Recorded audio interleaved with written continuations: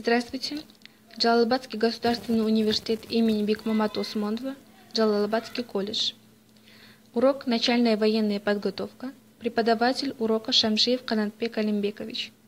Я, студентка группы АТК-319 Ибайдуллаева Саадат. Тема сегодняшнего урока – действия солдата в бою, виды одиночных окопов. Окоп – искусственное сооружение, углубление в грунте, предназначенное для улучшения условий стрельбы и защиты военнослужащего, личного состава подразделения, стрелковых войск, пулеметов и артиллерии. Окопы бывают стрелковые и артиллерийские. Насыпь, присыпаемая с внутренней стороны к брустверу и поднимающая орудие над горизонтом настолько, чтобы оно могло стрелять поверх бруствера, называется барбетом, а упомянутая прорезь – амбразурой.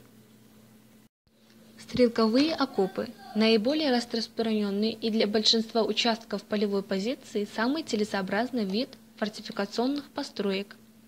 Он нужен при атаке, если атака состоит в постепенном приближении к неприятелю и ведется с остановками, во время которых атакующие войска могут окопаться.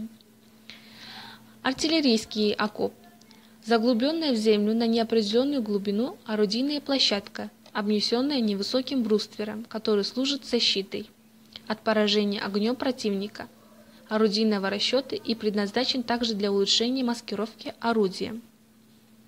Заслоны в полевой войне предназначаются для закрытия разрезов от неприятельского огня и наблюдений, когда сама местность таких закрытий не дает, употребляются они вообще довольно редко. Одиночные стрелковые окопы представляют собой простейшие земляные сооружения, которые предназначены для укрытия личного состава. Одиночные окопы для стрельбы лежа представляют собой выемку с насыпью впереди из боков, шириной 60 см, длиной 170 см и глубиной 30 см, чтобы солдат в ней был полностью скрыт.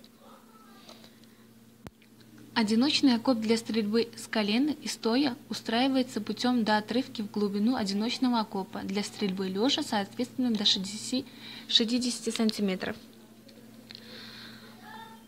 А также окопы могут располагаться под огнем противника. При отрывке окопа грунт выбрасывается вперед и в стороны, создавая бруствер высотой 40-60 см. В секторе обстрела высота бруствера уменьшается до 30 см, образуя выемку с пологими скатами, открытую бойницу. Объем вынутого грунта при оборудовании одиночного окопа для стрельбы из автомата стоя 1,4 метра в кубе. На устройство этого окопа требуется 1,5 человека в час. Однако окоп для стрельбы лежа и окопы для стрельбы стоя от воздушного наблюдения маскируются, и они строятся в основном там, где много веток. Отрывка одиночного окопа для стрельбы лежа под огнем противника выполняется следующим образом.